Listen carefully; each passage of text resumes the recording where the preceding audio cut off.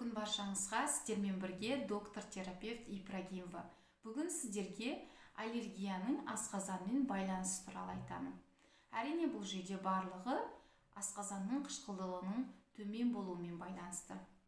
Асқазан қышқылдылығы төмен болса, организмде белок сіңімділігі төмендейді. Әрине, дұрыс сіңірілмеген белок ішекке өтіп, тікелей қанға өтеді.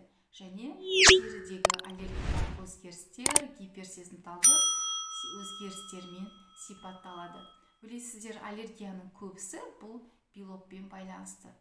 Екіншісі, сыртқы ортадан асқазанға түскен бактерия, вирус, микроорганизм, яғни грибоктар барлығы асқазанда жойылуы керек.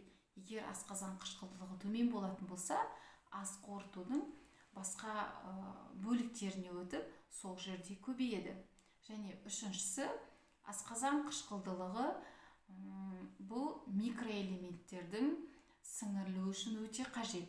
Магний, цинк, селен, кальций, темір. Ал бұл микроэлементтер организмдегі көптеген химиялық процестерге қатысады.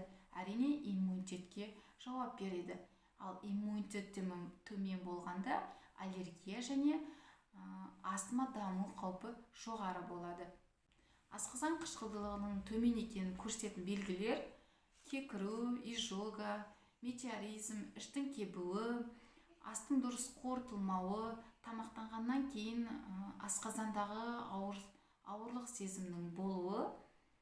Асқазан қышқылдылығы төмен болатын болса, В12 витаминінің дефицитіне және сибір кандидозға алып келеді. Асқазан қышқылдылығын төмендететін факторлар: әрине, гипотиреоз, антибиотиктер, антацидтерді көп қабылдау, хеликобактер пилори, В3 витаминінің жеткіліксіздігі және тұзды шектеу диеталары. Аллергияның себебі егер асқазан қышқылдылығы төмен болатын болса, әрине асқазан қышқылдылығын жоғарылату керек. Біріншісі, дұрыс тамақтану. Чай, кофе, газдалған сусындар барлығы асқазан қышқылдылығының төмендеуіне алып келеді. Екіншісі, тамақтану гигиенасын сақтау керек. Әр тамақ бөлігін 30-40 рет шайнау керек. Және айхербтан бетаин гидрохлоридті алып қолдануға болады. Алма уксусы, ол да асқазан қышқылдылығын жоғарылатады. Бірақ бұл дәрілік препараттарды алма уксусын қолданған кезде олардың қарама-қарсы көрсеткіштері бар. Сондықтан осы нәрсеге мән беру керек. Дәрігерден консультация алғаныңыз дұрыс болады.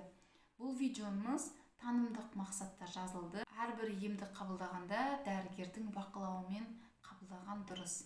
Видеомыз ұнаса лайк басып, каналға тіркелуді ұмытпаңыздар.